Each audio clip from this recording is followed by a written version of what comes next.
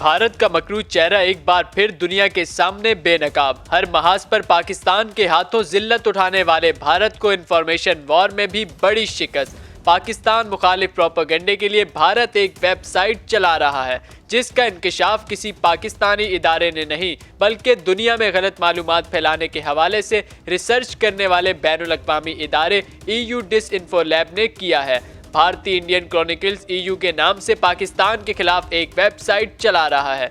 डिसइंफो lab ने मोदी सरकार का भांडा फोड़ते हुए इंकशाफ किया कि इंडियन क्रॉनिकल्स EU नामी वेबसाइट के क़याम का मकसद भारतीय अवाम तक पाकिस्तान के खिलाफ झूठी खबरों का प्रोपेगेंडा पहुंचाना है। इदारे का मजीद कहना है कि वेबसाइट पर भारतीय अरकान पार्लियामेंट सहाफ़ियों के नाम से मज़ामीन देते हैं जिनका मकसद पाकिस्तान मुखालिफ प्रोपेगेंडे का प्रचार है।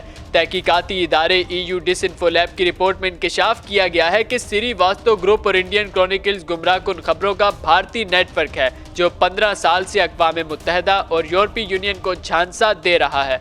मुतअद्दिद बार अक़वाम मुत्तहिदा के फोरम पर पाकिस्तान के खिलाफ आवाज़ भी बुलंद कराई गई। EU क्रॉनिकल्स पर चलने वाली पाकिस्तान मुखालिफ खबरों और मज़ामीन को शाया करके इंडिया में दीगर मीडिया के इदारों तक पहुँचाया जा रहा है।